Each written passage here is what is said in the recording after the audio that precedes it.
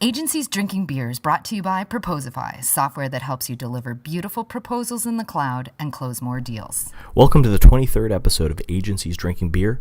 On today's show, we're going to be talking with Robert Olkinuora from Lojaali Interactive, based out of Stockholm, Sweden, and we're going to be talking about how to keep your team up to date on marketing best practices.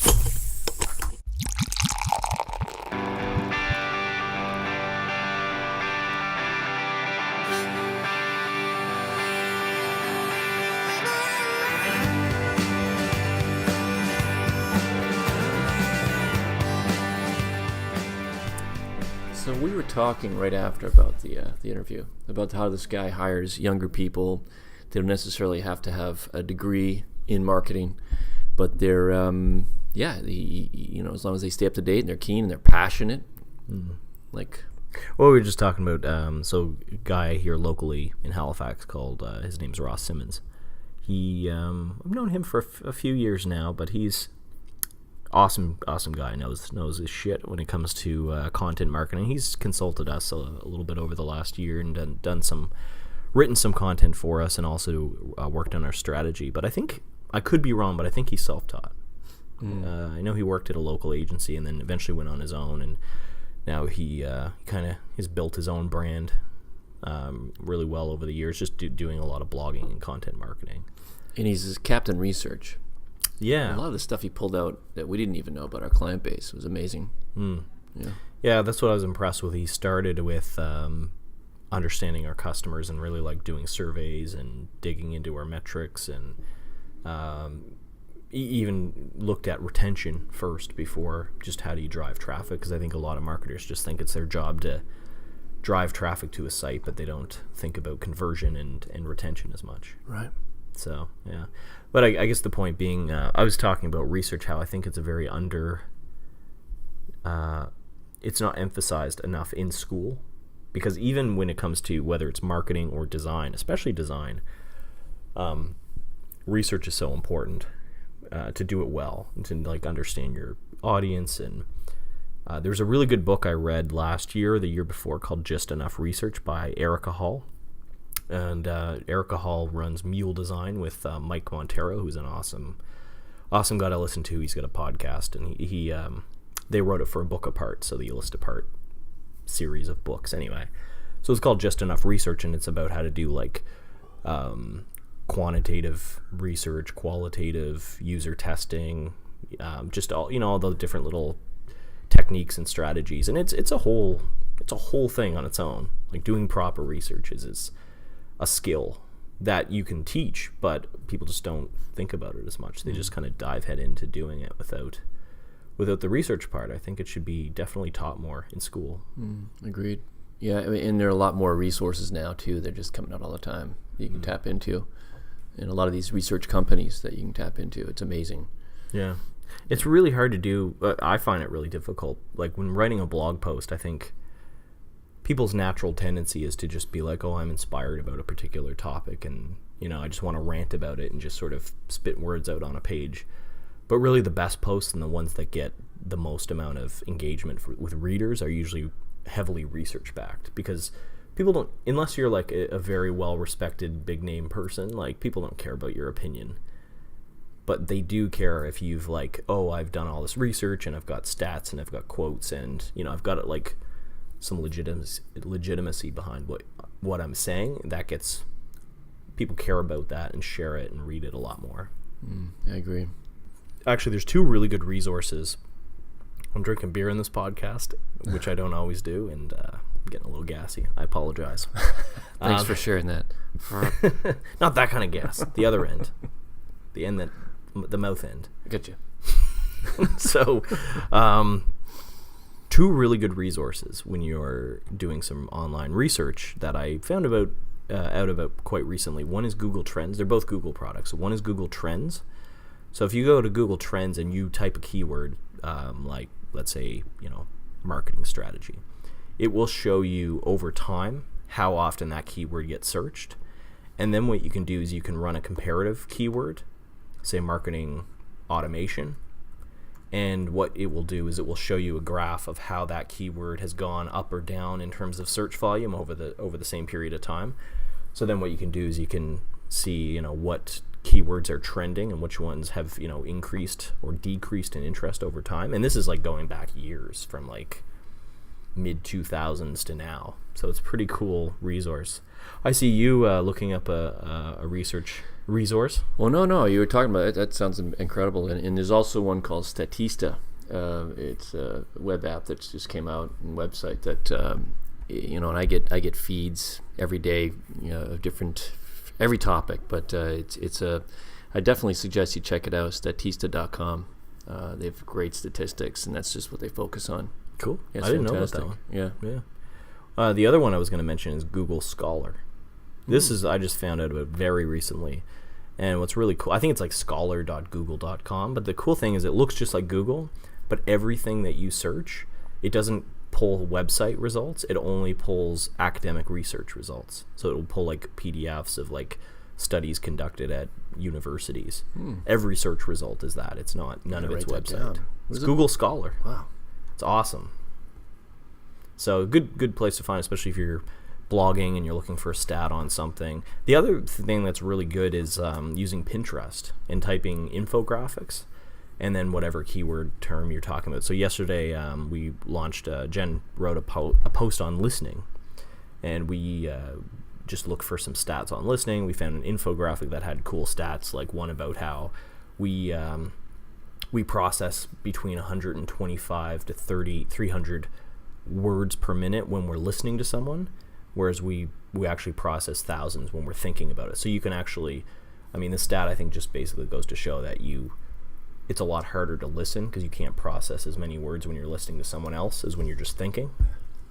So anyway, found those stats on an infographic. Now the only thing is you want to look at the sources and kind of follow them to make sure that they're legit. Most good infographics list the sources, but good stuff. it's cool. Yeah. Hope that helps. Let's jump into this interview Yeah. with our Nordic friend. Whose name I can't pronounce. Enjoy. All right.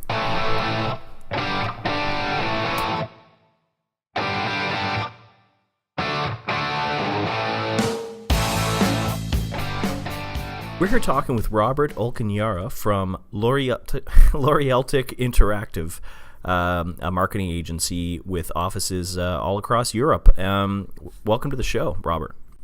Thanks a lot.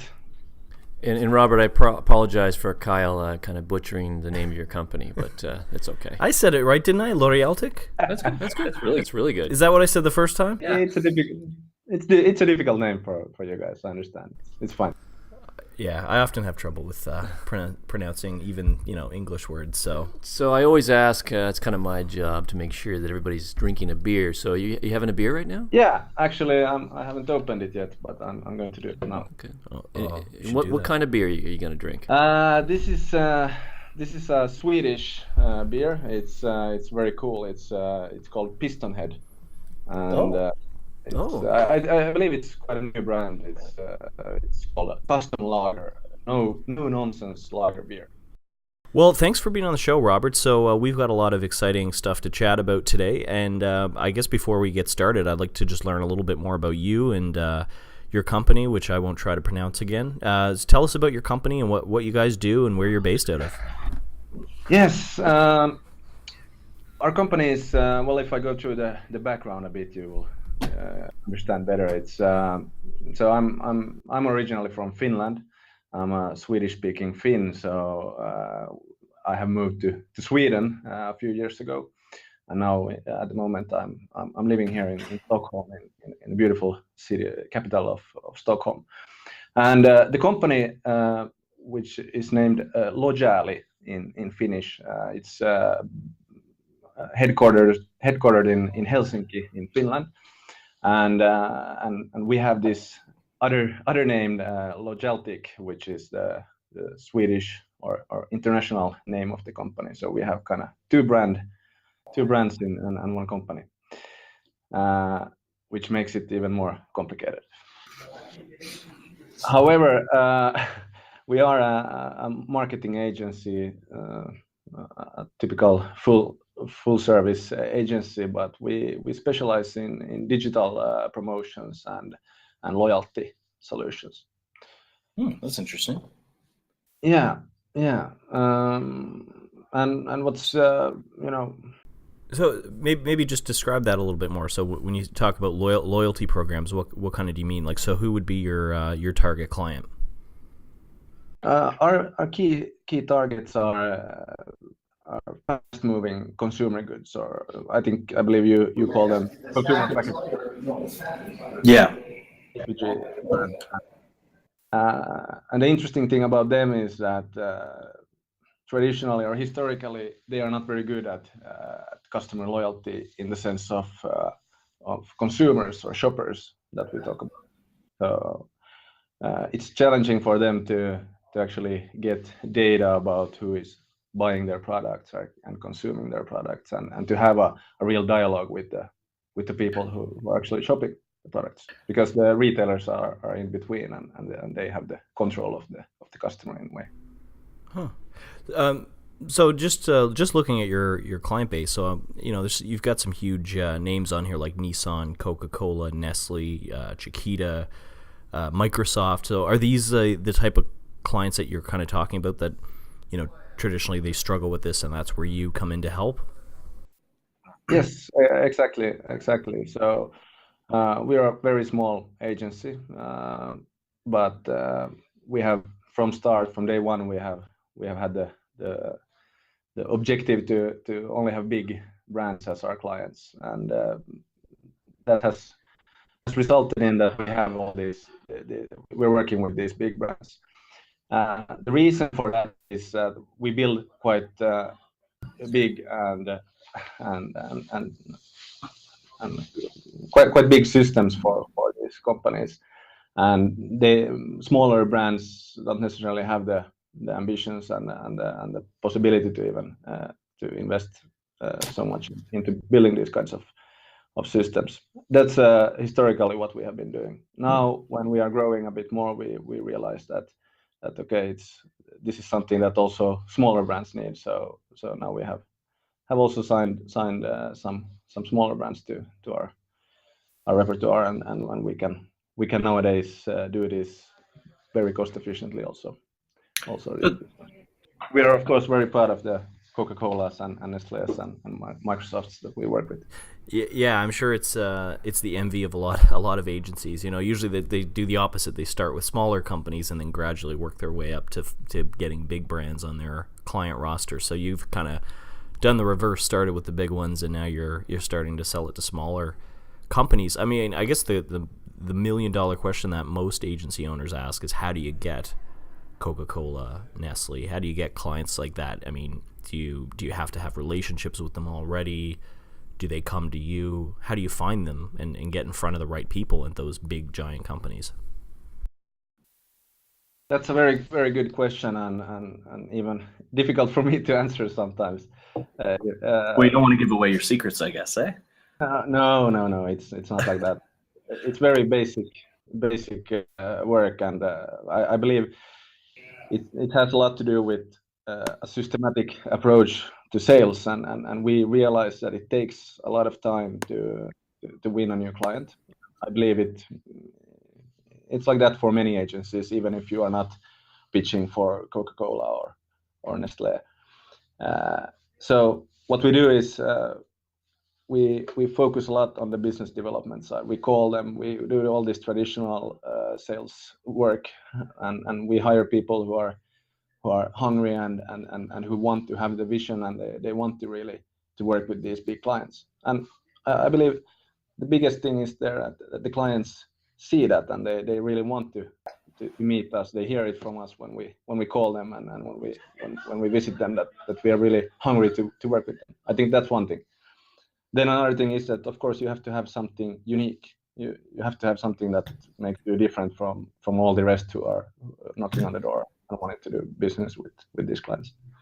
So I believe that the biggest unique thing that we have is that we have a complete service. So in a smaller market like this is Finland, Sweden, the Nordics altogether is a 25 million people market. So what is good for us is that we have built a service, a system that is possible to implement in all these markets. It's very good for for this Nordic market. And it's very unique because there are not that many agencies in the promotions and the loyalty business directed at these fast-moving consumer goods companies who actually are able to manage and administer programs on this whole market. So that's one unique thing that we have. Yeah, because you mentioned a platform, and you have probably 30 or 40 things that you mentioned that really helps, which is very impressive, from mobile trivia to polls to unique codes. It's quite impressive. We have been in business for around 10 years now. So when we started, we actually started to build a platform from day one. We knew that we needed a very good platform in order to serve these clients. And we didn't find one in the market. It wasn't easy to find a platform that had all of the requirements were met that we had. So we started to build it, and now 10 years later, of course, there's a lot of features and a lot of possibilities to use it in different ways. And now actually we're trying to simplify things, so maybe removing stuff from it instead of building more. And it's also, we have been very ambitious and we have worked hard. So we have tried to create stuff that our clients need. And now we start to understand maybe also that they don't every time need everything what we build. So I think this is a great lesson for listeners who run agencies who want to start working with bigger brands and bigger clients. And we have conversations with some agencies, like one yesterday we talked to, who they intentionally don't go after large clients because it's just not who they want to serve. But I think in your case, where you've got a very unique value proposition and you are in the loyalty and promotion space, and you've got kind of a software and process, it's just a good lesson for people who are looking to work with bigger clients, that you have to kind of bring something different and unique to the table to get in the door with these customers. You can't just be selling, website design and just general marketing, right? Yeah, I imagine it has to be. I'm actually thinking about it quite often. How do those agencies who do this general, or let's say those agencies who are selected as the lead agency for a big brand like this, for example, then what are they selling? What is their unique selling proposition? It must be really challenging if you don't have some feature or some methodology which is really really unique. Mm-hmm. In that way, we have an easy job because we are a niche agency in the way that we don't do normal marketing or advertising agency stuff that much. Yeah. We have like products or solutions that we offer to specific needs, and it That helps. makes a lot of sense. Yeah. Yeah. Then again, I have to say that it's not always so nice to be working with all these big brands, big clients. Oh yeah, why do you say that? What are the worst things about it? No, I mean there's challenges in the structure of the companies. There's a lot of, it takes time to take decisions, and you're not so free to do the right stuff or whatever you want. You have to really go through all the layers of bureaucracy and everything if you want to do something there. And you have to spend time and you have to really have patience with them. I think a lot of us, who've done agency work, even if we haven't necessarily all worked with Coke and Nestle, we've had that big client, even if it's a lesser known client, but they're still big and they've got a lot of departments and bureaucracy and all that kind of stuff. So when you're working with a big brand, especially a big consumer brand like Coke, just as an example, I mean, what are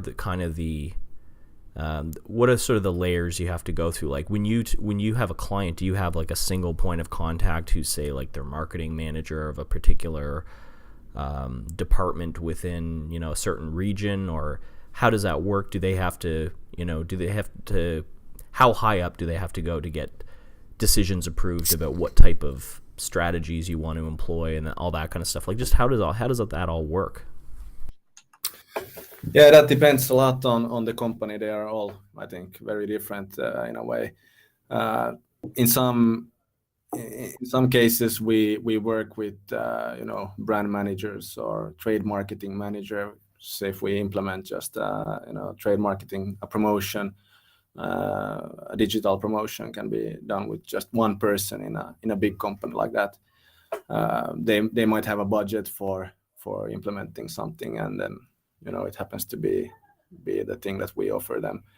In other cases, there is 20 to 30 people involved, and it's if it's a big campaign, what they want to do once a year or something, it can be very time consuming and a lot of different people you have to meet, and also there are rules that you have to follow. So it's it puts a lot of stress on the project team, that everything has to be like discussed with different kind of people in the companies. So yeah, it's but it really depends on the company to answer your question about who is the contact person or how it works. So it depends on the company, and it also depends on the kind of project you're doing with them.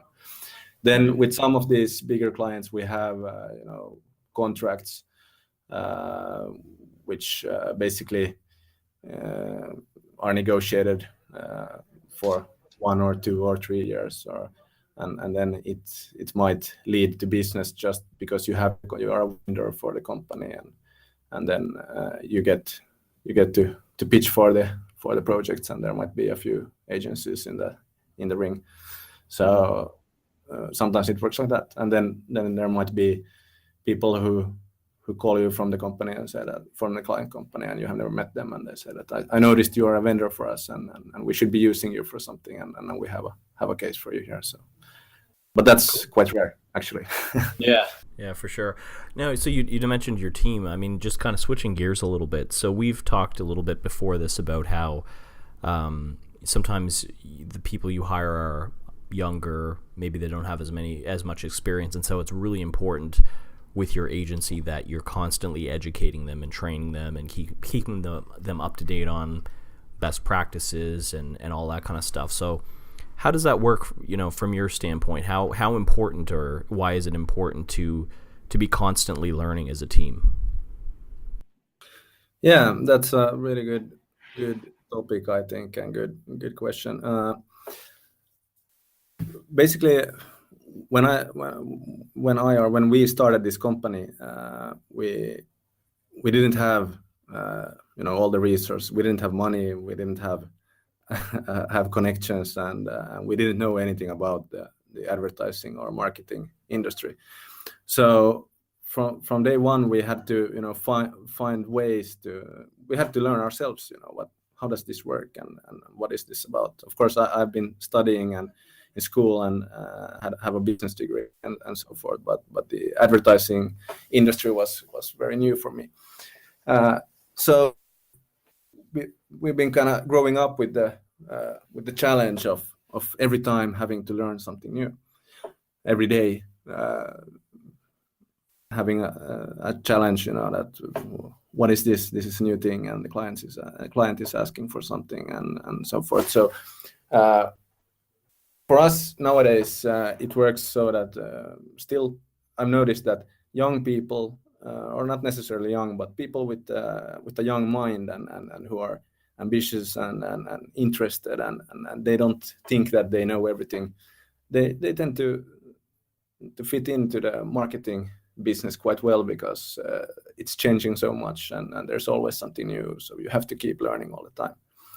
But the challenge is, of course, a person who doesn't know exactly what they are doing. They have to learn, and you have to keep motivating them, because it's quite challenging. Also, it's tough to keep learning and to take the time aside and to read books and study things and so forth. And I think in marketing, it's quite often you meet people who actually don't study, and they don't know what they are doing, and they don't keep learning.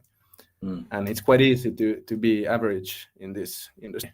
and it's okay in this industry to not be a real professional.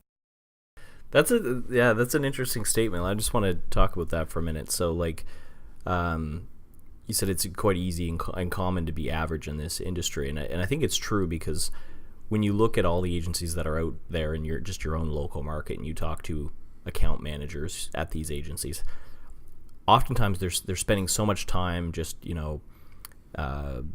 managing clients, writing proposals, doing all that kind of stuff, that they're not spending that hour or two a day, or even just a few hours a week, like reading up on the latest blogs, maybe buying a book and reading it, or just staying up to, like, there's so much that changes in every facet of marketing now, whether it's SEO and Google's just released a new update and what it impacts and how it affects your clients. I mean, SEO is just one thing, and then there's all kinds of just new strategies and techniques and tactics out there that it's actually really hard to stay up on it all. And how many of them out there actually do that? I would say on average, probably very few.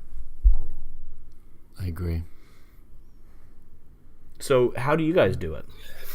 I think it's the management's job to make sure that the company, the agency, is a platform for the people to learn stuff and to be in the game.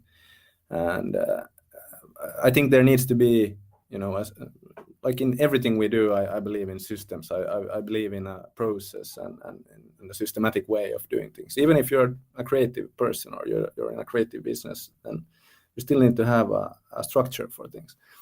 And I believe that how we do it, and of course there's a lot of things that we need to develop all the time. And I'm not saying that we're doing this very well, but I'm thinking that I know what we need to do.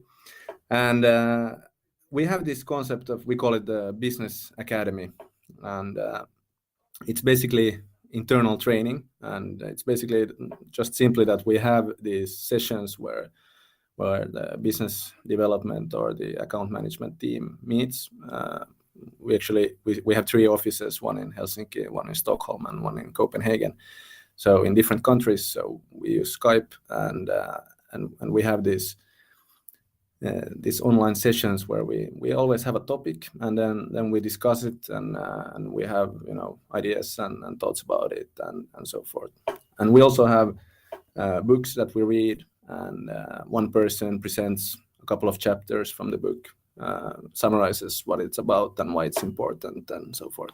So we have this thing that we do together. So we study together and keep learning things. And sometimes it's about client cases, and sometimes it's about a book, and other times it's just some topic that we find interesting and relevant at the moment.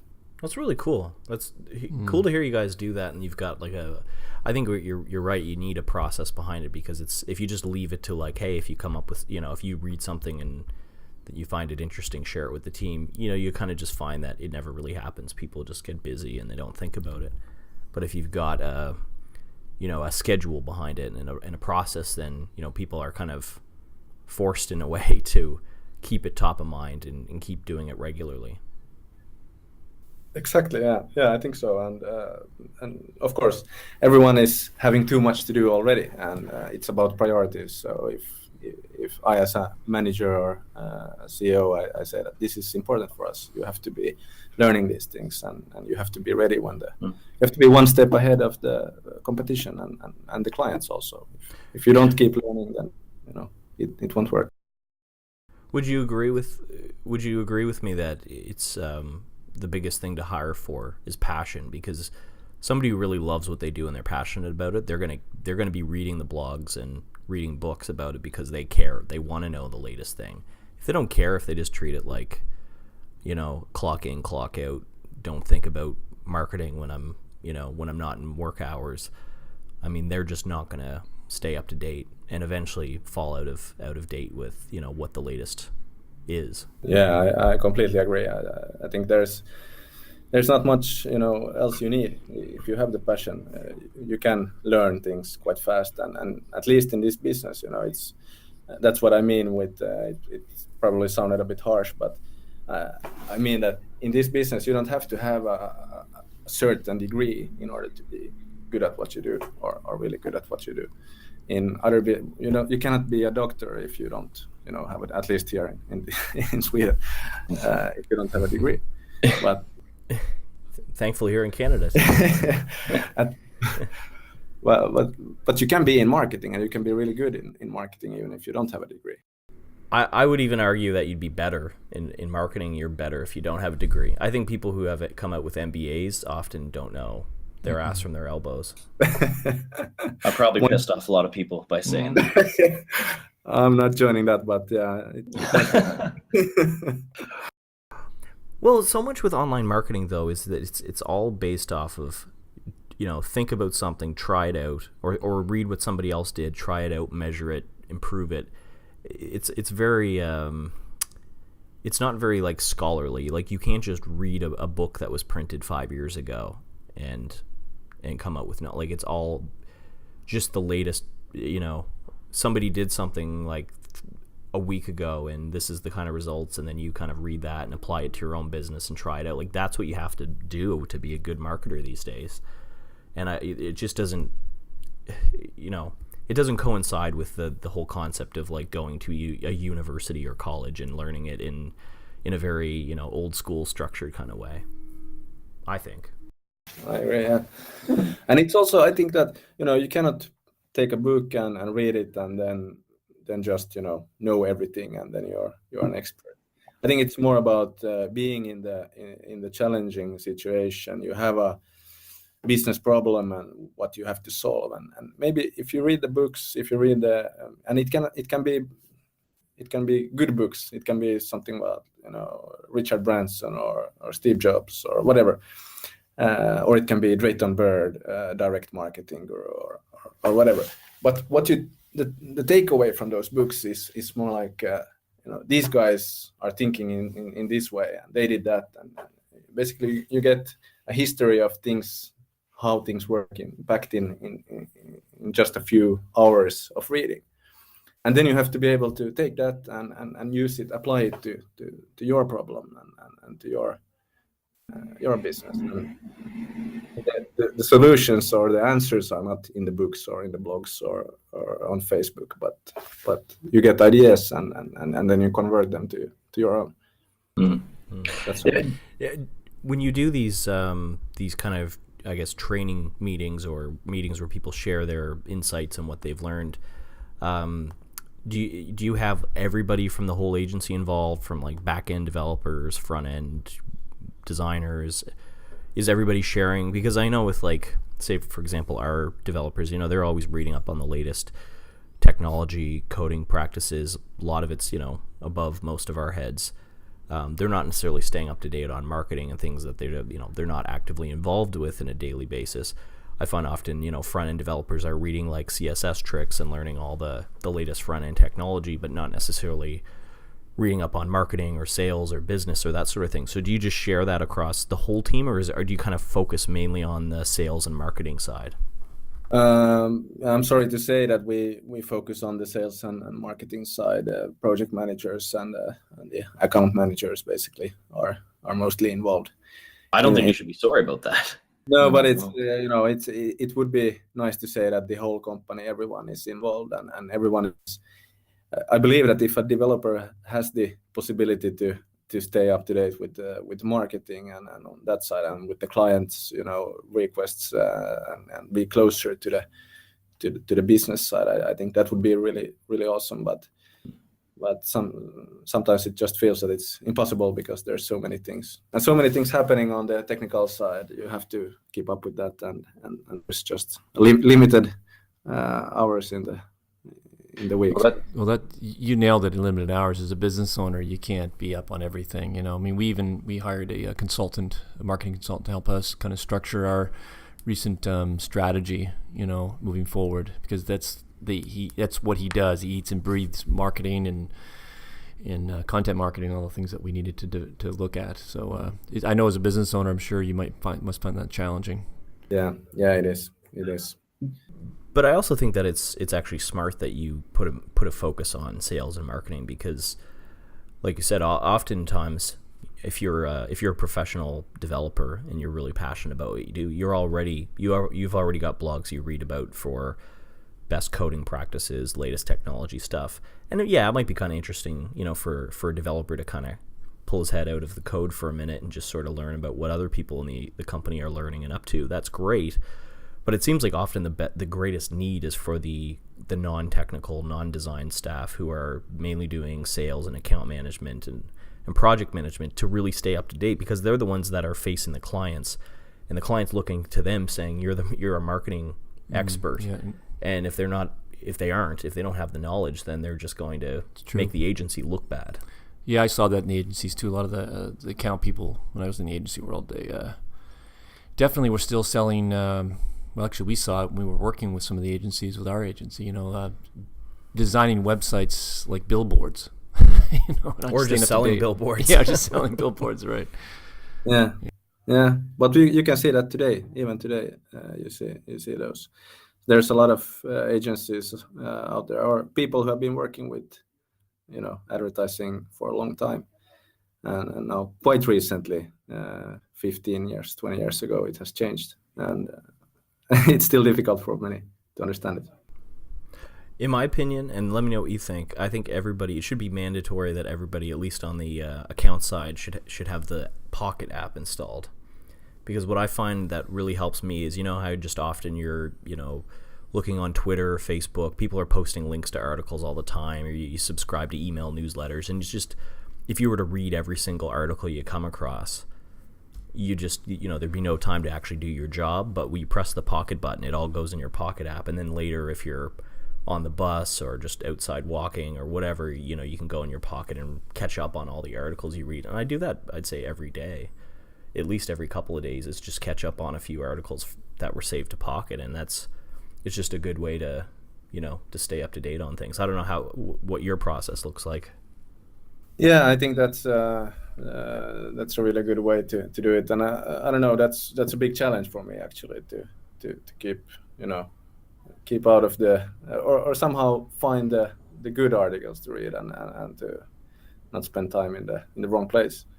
But I think the biggest problem probably for most is that your time might go to Facebook or reading Twitter, about something else than the business and Instagram and so forth.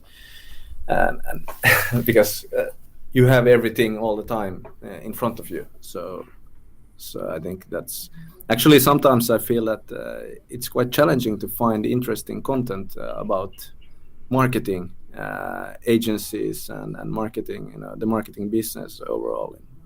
It's quite difficult to find, and that's how I found your podcast. Oh yeah, we're one of the interesting ones. Oh, you're buttering up the hosts here. No, that's true. So, what I was just going to ask what your favorite blogs are, other than us, of course. What are your favorite, go-to resources to learn about the latest marketing and sales strategies? That's a good question. There's so many of them. I have to say, I mentioned already Drayton Bird. Is one of my favorite authors in marketing because he speaks about no nonsense marketing, and he's basically a direct marketer from the old times, and now he has converted into a digital master marketer. So he's a great guy. What's his name again? Drayton Bird. Okay. I'll have to post a link to that. Yeah. He's good. I don't know. I've been following Seth Godin for 10 years. I think he's a good guy. And well, there's so many. There's also I think LinkedIn is really good in the way that come across a lot of new blogs and new people there. Who post interesting stuff. And I was just thinking that maybe I have moved on from going to 2 to 3 to 4 blogs to just going to LinkedIn or Twitter and then just seeing some interesting posts here and there and not being very loyal to certain. Not one author. Yeah, I mean I think there's becoming more of those aggregators that are pulling in. They're going out and finding the best content and kind of curating it and then pulling it into one place. So LinkedIn is one of those, and also inbound.org is amazing for that. They're always posting great content. And Medium, when people oftentimes they'll publish a blog post, and then if it's some time goes by, they'll repost it on Medium, and there's so much good stuff there. Okay, I have to check it out. Yeah. Yeah. Thank you so much for being on the show, Robert. Loved having you, and fun chatting about all the cool stuff going on in your company. Yeah, thanks a lot for having me. It was a thrill, and I could keep going with you guys for for a long time. Yeah. Well, we could do definitely a part 2. We'd love to do that at some point. Maybe offline, because this starts to become boring for the audience. Yeah, we could keep chatting for hours too, and then we always keep an eye on the time because we try to keep each episode under an hour or so. But it's amazing how time flies when you're chatting about stuff you're interested in and passionate about. Yeah, and I have to say one more thing, that I listen to your podcasts quite often when I'm running, and it's a perfect 1 hour. You go out, have a run, and listen to the podcast, and it's really good. Love it. That's awesome to hear. Yeah. Kevin's a runner. Yes. You are? Okay. Yeah, it's nice when you're doing those long runs to have a podcast in, definitely. Glad you enjoy it. Well, and now you're on it. Now you can listen to yourself when you run. I have to skip this episode. No, it's a good one. Thanks again, Robert, and thanks for staying late at work to have this chat. I know it's a little bit later your time over in Finland, or no, Sweden, is it? Sweden, yeah. Sweden, yeah, that's right.